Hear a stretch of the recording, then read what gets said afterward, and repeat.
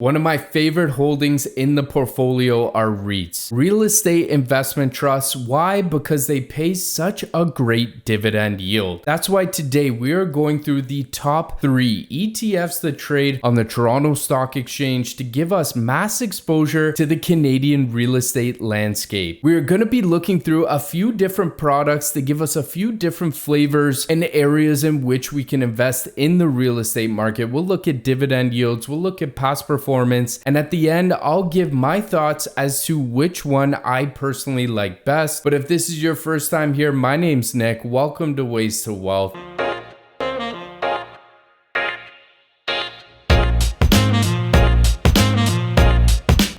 Before we get into the video, huge favor, huge ask. If you learn something new or you get some value out of the video, hit that like button for me. I definitely appreciate that. We release a new video every single Sunday, so make sure to come back and check us out, especially if you like content like this. Real estate in 2022 in Canada was not a great picture. We can see here on the chart, this is the performance over the past 3 years. 2021, a great year, but as the interest rates continue to rise, investors continue to pull out of these assets. Now, taking that into consideration, the contrarian play in me, knowing that I'm going to be invested over a 3, 5, 10 year long pattern, thinks that this could bounce back. But the best part is that I will receive a dividend while I wait. I'm being paid to wait while I hold these names, and we'll break down right now all of the different ones that I was able to compile. So as I open up this Excel spreadsheet, make sure to hit the pause button, take a look through.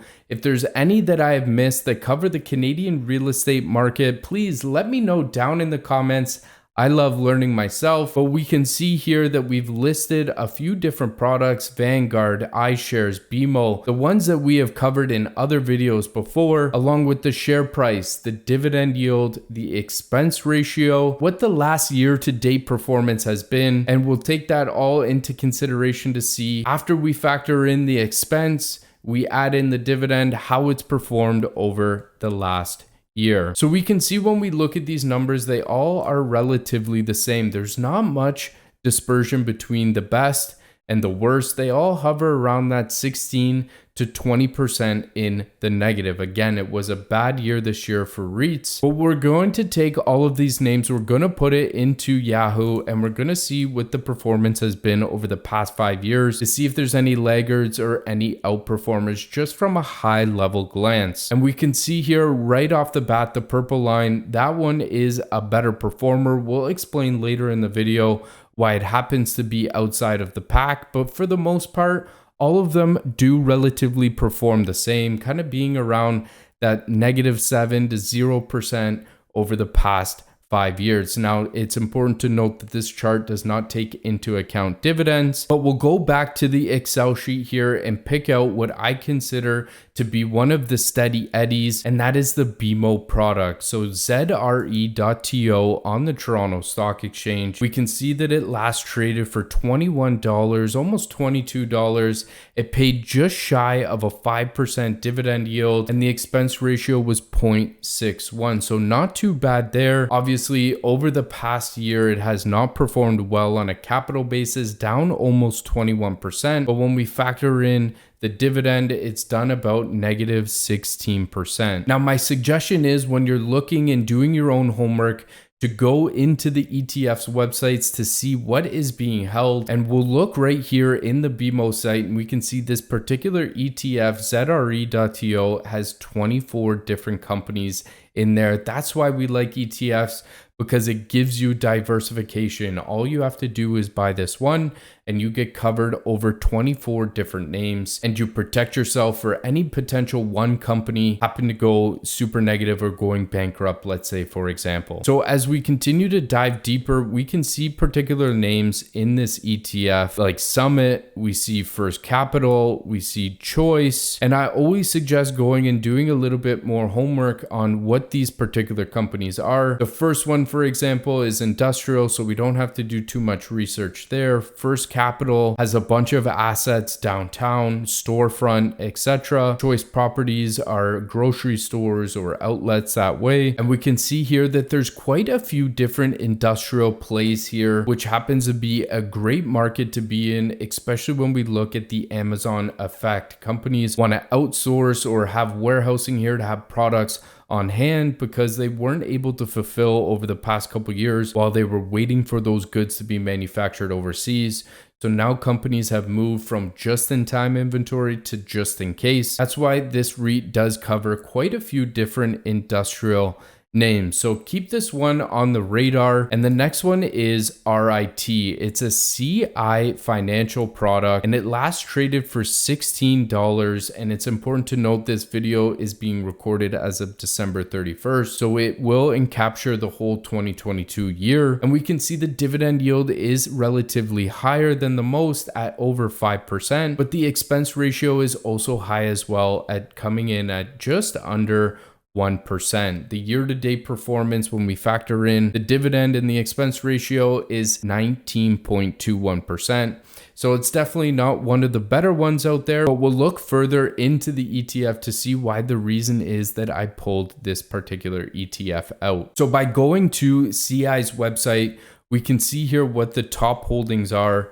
And it is relatively similar to the last one that we looked at, the BMO product. We have Summit and First Capital coming up as the first two.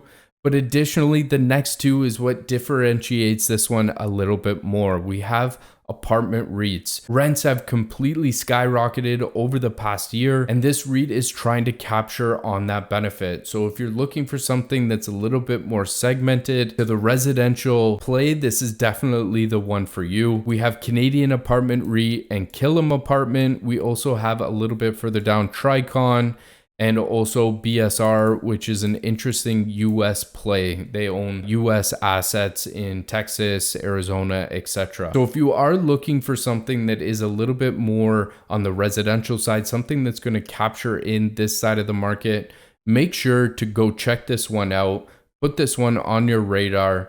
But that leaves us with the third and the final. And this one kind of stood out when we looked at the Yahoo chart here. And that is HCRE.to. And it's performed almost 30% in the past 5 years. Let's learn further about what makes this one different. Looking at the quick facts here, HCRE is a Horizons product. It did trade for $24.60 as of close 2022. It pays 0% dividend yield. Let's put that one in our back pocket. The MER not bad at 0.33%. And it was one of the better performers, only down 16.54% this year. So let's go into the company website and see if we can learn a little bit more about why it's different. And one of the key features that we already pulled out from the Excel sheet is that it does not pay any taxable distributions, aka does not pay any dividend yields or income. So for those investors that are looking for that income, this product may not be the best for you. But for somebody who's looking for capital gains, somebody that's looking for automatic reinvestment, this product could definitely be an important one to add into your portfolio, and one that I am considering being of age and being of somebody who's going to invest for the long term, 10 to 20 years. This one looks relatively good to me. Now, when we look at the top 10 holdings, we can see a lot of these names are consistent in the other ETFs that we've covered today. And I think that's why a lot of the ETFs in the 5-year performance that we looked at relatively performed the same.